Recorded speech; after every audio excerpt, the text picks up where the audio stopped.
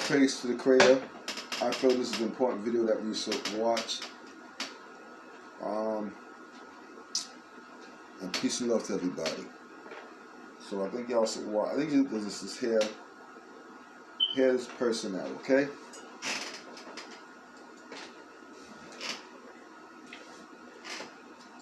Usually when I make a video such as that, I have a commentary right behind it, but I couldn't do it in this particular instance because I was so angry and outraged, and I didn't want to say the wrong thing to get the video banned or the channel taken down. So I said I'd just calm down a little bit and just make a follow-up video. Now, I had someone respond on the video that I made yesterday when I was talking about the Trump supporters. A hybrid, of course, right? And this person didn't like what I had to present. So I understand, that they're butthurt right now because now they're being exposed for the demons that they are. These are not human beings, believe it or not. Not all white people are humans. Not all black people are humans.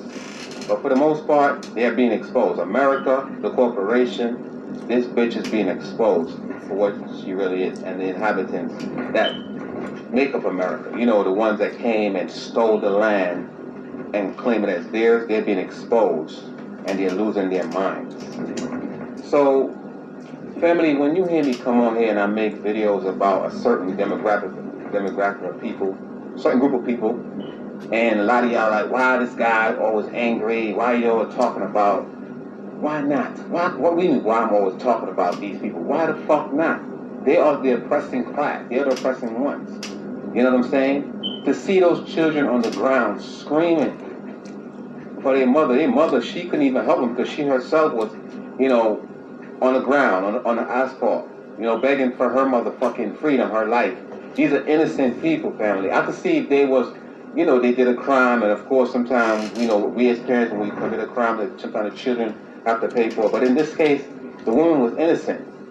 They said that the vehicle was allegedly stolen. How long does it take for you to identify a stolen vehicle? It don't take 2 hours. But what it was, family, what I've realized with these hybrids, right, these mutants, they feed off of negativity. They feed off of anger and fear.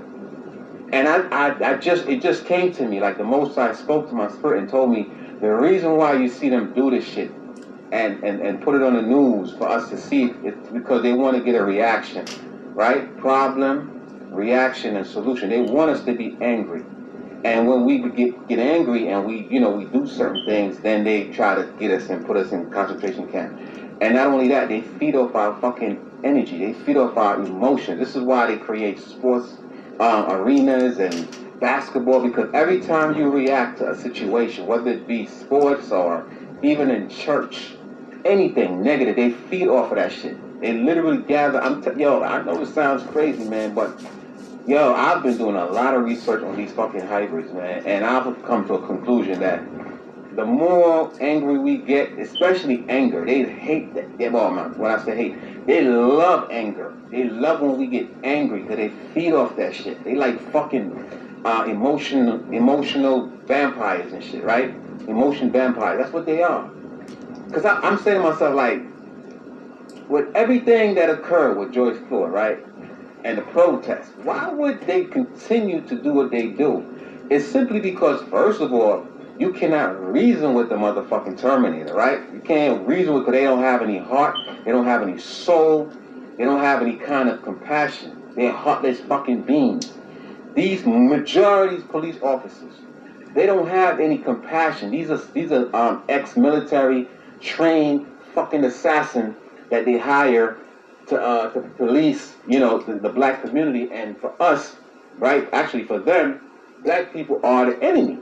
And when they go into combat, family, when they go into combat, any enemy, that by all means necessary, they will take them out. And this is one of the reasons why you see it's easy for them to put a black family, including children, on the ground and handcuffing them. Then they want to know why the fuck we hate these motherfuckers. Story that you need to see.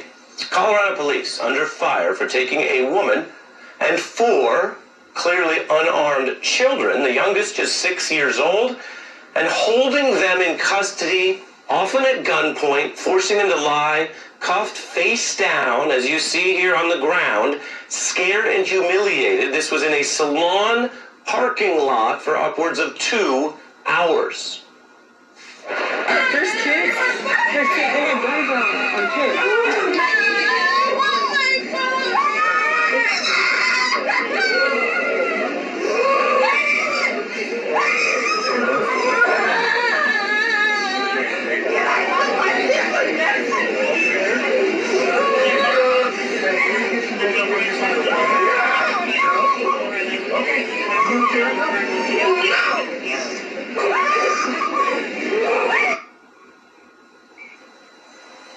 That is hard to watch even for a few seconds. Imagine living through it. That went on, as I mentioned, for upwards of 2 hours. This is America. This happens all the time. Most of the time, I'll be honest with you, it's not even on the national news. Now tonight, what's new is the woman you saw there, her name is Brittany Gilliam, is now suing Aurora, Colorado. She alleges in court that entire spectacle was an invalid and illegal arrest. She alleges the police were breaking the law. She also notes in her new suit that it hurt and traumatized those innocent children. You heard their cries. She says they now struggle with basic activities like eating and sleeping, and they are in therapy for this. The police department, to be clear, is not even claiming they had an accurate reason for the arrest and conduct you see there by the officers. Instead, they do apologize, and they say they incorrectly thought that that vehicle was stolen. It wasn't. An explanation that many law enforcement experts say does not even justify the force and guns drawn that you saw. Now here's what else is new tonight. You may have heard that elections have consequences. So do social movements sometimes. The protests over the May killing of George Floyd led Colorado to reform police rules in June, passing a new law that bans some aggressive tactics and also a type of automatic legal immunity for officers, which means they can, when warranted, be held personally responsible in court. This is one of the first cases based on that new law.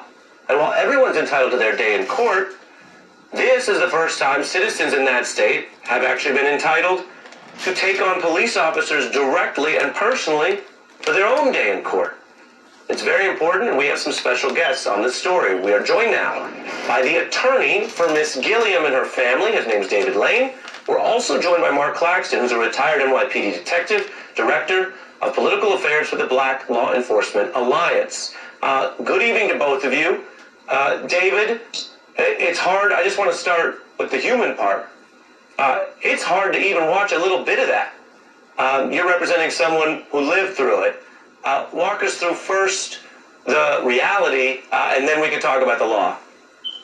Well, Brittany was seriously traumatized because her 4 closest relatives were screaming for her to help, and she was completely helpless. She was trying to show the police her registration and her license plate number matched the registration. The police wouldn't look at a piece of paper to determine that this is not a stolen car.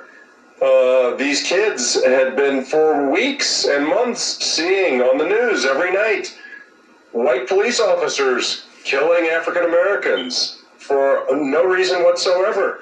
And these little kids get pulled out of a car at gunpoint.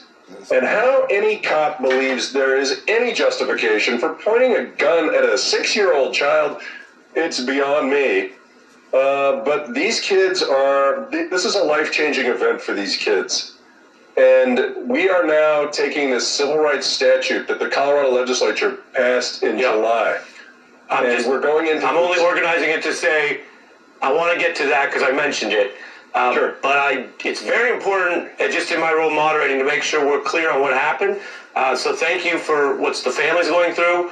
Before we turn to the law, Mark, what we saw on tape there, what the available evidence shows, is this proper policing?